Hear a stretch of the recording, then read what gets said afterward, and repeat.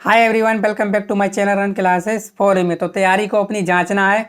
20% होंगे और जांचिएगा कि आप 20 में से कितने सही कर पा रहे हो। अगर 20 में से आपने 20 सही कर दिए तो 100% आपकी तैयारी बहुत ही लाजवाब है। दम है तो आपको 20 में से 20 करके दिखाने हैं, जैसा कि आप थंबनेल में देख पा रहे हो। चलिए शुरू करते हैं आज का पहला प्रश्न बिना किसी देरी के। यहाँ पर आपकी पूरी तैयारी कराई जाती है। डेली लाइव आ जाना है आपको, ठीक है। 4:15 पे डेली लाइव आनी है आपको और क्लास को आपको एंजॉय करना है। तो चलिए शुरू करते हैं आज का महत्वपूर्ण सेशन। तो बोला गया गोलीय दर्पण की फोकस दूरी और वक्रता त्रिज्या में संबंध होता है। F बराबर R/2, F बराबर 2R या R बराबर F/2 या F बराबर R। F क्या है फोकस दूरी, R क्या है वक्रता त्रिज्या। तो बताना है कि जो गोलीय दर्पण की फोकस दूरी और वक्रता त्रिज्या में संबंध होता है। तो इसका सही आंसर क्या होने वाला है। तो आप सभी जानते हो जो गोलीय दर्पण की वक्रता त्रिज्या और फोकस दूरी में संबंध होता है तो वो होता है ऑप्शन नंबर ए हो जाएगा आपका, या बराबर R/2। ठीक है, तो आपको कमेंट बॉक्स में लास्ट में कमेंट करके बताना कि सर हमारे इतने प्रश्न सही हुए थे। यहाँ पे आपको बेहतरीन लाजवाब तैयारी कराई जा रही है। बोला प्रकाश का रंग निर्धारित होता है तरंग दैर्ध्य से, चाल से, तीव्रता से या आयाम से। मोस्ट इंपोर्टेंट क्वेश्चन है, तो बताइएगा प्रकाश का रंग निर्धारित होता है किसके द्वारा निर्धारित होता है आपका प्रकाश का रंग। ठीक है, तो फटाफट आप लोग छाप दीजिएगा कमेंट बॉक्स में किसके द्वारा प्रकाश का रंग निर्धारित होता है।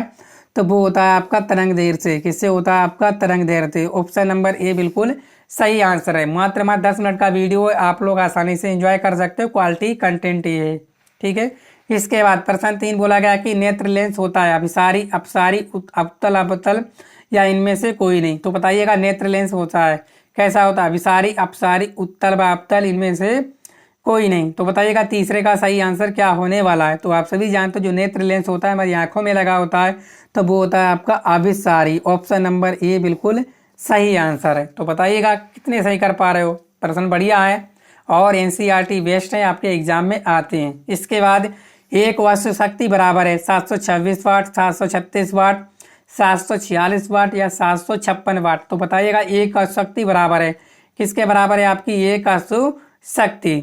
ठीक है, तो आप सभी जानते हो एक घोड़ा शक्ति बोलते हैं जिसे वस्तु शक्ति को, तो वो बराबर होती है आपकी 746 वाट। बताइएगा आप लोग। ठीक है, चलिए इसके बाद आपका 5वां प्रश्न बोला गया निम्न में कौन सा कथन ओम के नियम को व्यक्त नहीं करता है। कौन सा कथन जो है ओम के नियम को व्यक्त नहीं करता है। ठीक है, बताइएगा कौन सा नियम आपको जो ओम के नियम को व्यक्त नहीं करता है। तो ये आपको बताना। देखो धारा क्या होती है आपकी आई, विभवांतर क्या होता है बी, बराबर का नेतांक होता है, ये आपको यहाँ पे बताना था। इसके बाद विभवांतर बी और बटे धारा बराबर क्या होता है नेतांक होता है। ठीक है, इसके बाद विभवांतर बराबर बी बराबर क्या है आई गुणा आर। ठीक है, धारा बराबर क्या है बी गुणा प्रतिरोध। धारा बराबर क्या है आपका आई बराबर है आपका क्या है बी गुणा प्रतिरोध। तो ये बताना है कि कौन सा नियम ओम के नियम को व्यक्त नहीं करता है। कौन सा जो है नियम ओम के नियम को व्यक्त नहीं करता है, कौन सा नहीं करता है। इसका सही आंसर बताइएगा आपका 5वें प्रश्न का। ठीक है, मोस्ट इंपोर्टेंट प्रश्न का आंसर आपको बताना है। ठीक है ना, तो कौन सा व्यक्त नहीं करता है। ठीक है, तो बताना है आप लोगों को।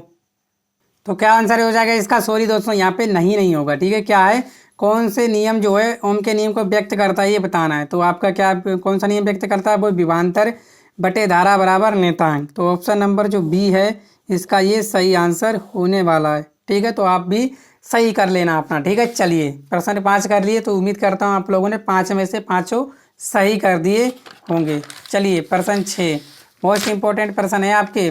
चुंबकीय फ्लक्स का मात्रक है वेबर, वेबर प्रति मीटर, वेबर मीटर या वेबर प्रति मीटर या वेबर प्रति मीटर स्क्वायर। तो चुंबकीय फ्लक्स का मात्रक है क्या है। तो आप इसका सही आंसर बताइएगा। तो आप सभी जानते हो जो चुंबकीय फ्लक्स का मात्रक होता है वो होता है आपका वेबर। क्या होता है वेबर। चुंबकीय बल रेखाएं क्या है सदैव समांतर होती हैं, परस्पर काटती हैं, एक बिंदु पर मिलती हैं, एक दूसरे को कभी नहीं काटती हैं। तो चुंबकीय बल रेखाएं आप सभी जानते हो कि वो जो हैं इसका सही आंसर आपको बताना है। क्या है प्रश्न 7 का सही आंसर। तो चुंबकीय बल रेखाएं क्या है 7 का आंसर बताइएगा।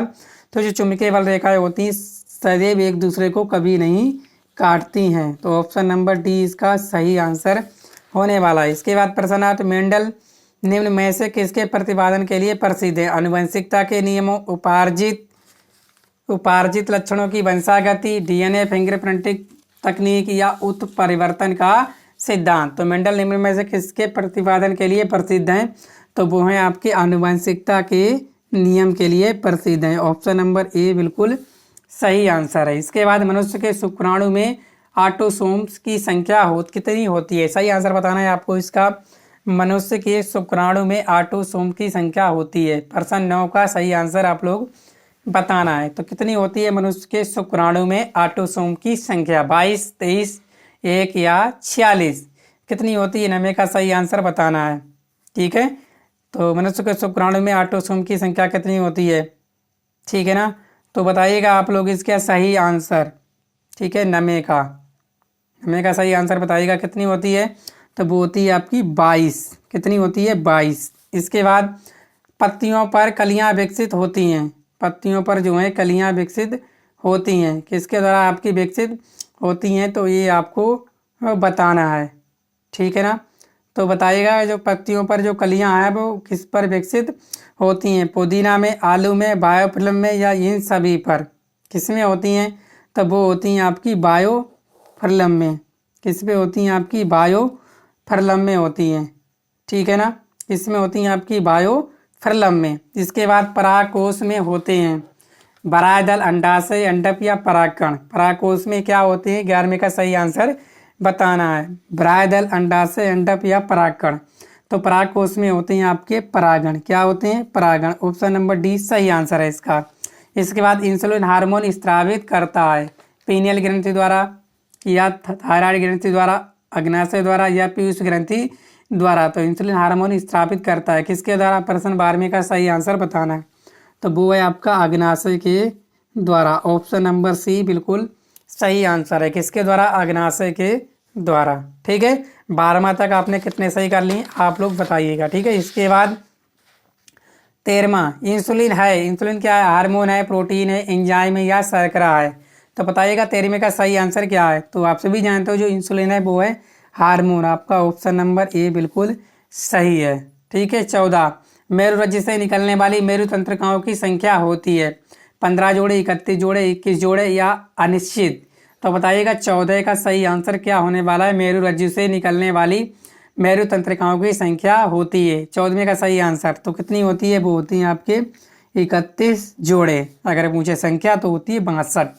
ठीक है, चलिए प्रकाश संचरण प्रक्रम के दौरान क्या नहीं संश्लेषित होता है?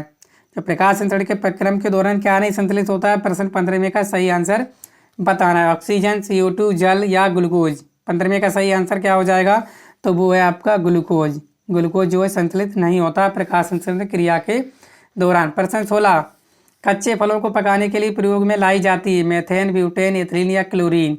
तो कच्चे फलों को पकाने में प्रयोग में लाई जाती है, क्या लाई जाती है? तो वो लाई जाती है ऑप्शन नंबर सी, क्या? एथिलीन।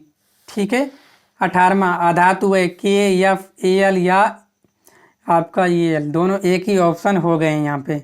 ठीक है ना, यहाँ पे आप कर लीजिए क्या कर लेना आपको? Na। ठीक है, चलिए बताइएगा अधातु है। क्या है अधातु? प्रश्न 18वें का सही आंसर तो वो है आपकी फ्लोरीन। क्या है? Fluorine. Option number B, fluorine आपकी धातु है और बाकी ये सब धातु हैं। क्षार धातु है। प्रश्न 19 में आपको बताना है कि क्षार धातु क्या है? BaMgCa और LiNaK या BaAl, Ga या Cu, Ag या Au? बताना है क्षार धातुएं कौन सी हैं। ठीक है, प्रश्न 19 का सही आंसर बताना है कि क्षार धातुएं कौन सी हैं। ठीक है, तो आप सभी जानते हो जो ऑप्शन नंबर बी है बिल्कुल सही है। ये आपकी क्षार धातुएं हैं, ये क्षारीय मृदा धातु हैं। आपसे पूछा क्षार धातुएं, तो क्षार धातुएं हो जाएंगी La, Na और K, यानी कि लिथियम, सोडियम और पोटेशियम। प्रश्न 20 कार्बन को वायु में जलाने पर CO2 गैस बनना उदाहरण है संयोजन अभिक्रिया का, विस्थापन अभिक्रिया का या द्विविस्थापन अभिक्रिया या वियोजन अभिक्रिया का? तो बताना है कार्बन के साथ आप वायु जलाओ, यानी किसके? C के साथ वायु जला दो, बन जाता है CO2। तो ये किस अभिक्रिया का उदाहरण है? किस अभिक्रिया का उदाहरण है? ये आपको सही आंसर बताना है। ठीक है, तो किस अभिक्रिया का उदाहरण है? मोस्ट इंपॉर्टेंट प्रश्न है। ठीक है, तो ये आपका संयोजन अभिक्रिया का उदाहरण है। तो ऑप्शन नंबर ए बिल्कुल सही आंसर हो जाएगा। तो उम्मीद करता हूँ आप लोग समझ पाए होंगे। ठीक है, सभी प्रश्नों को। तो आप लोग कमेंट बॉक्स में कमेंट करके बताइए कि आपने कितना सही किया 20 में से। ठीक है, तो आप बता दीजिएगा, वीडियो को शेयर करना, चैनल पर पहली बार आए हैं चैनल को सब्सक्राइब भी कर लीजिए, क्योंकि इसी तरह के प्रश्न मैं आपके लिए लाता रहता हूँ। Thank you.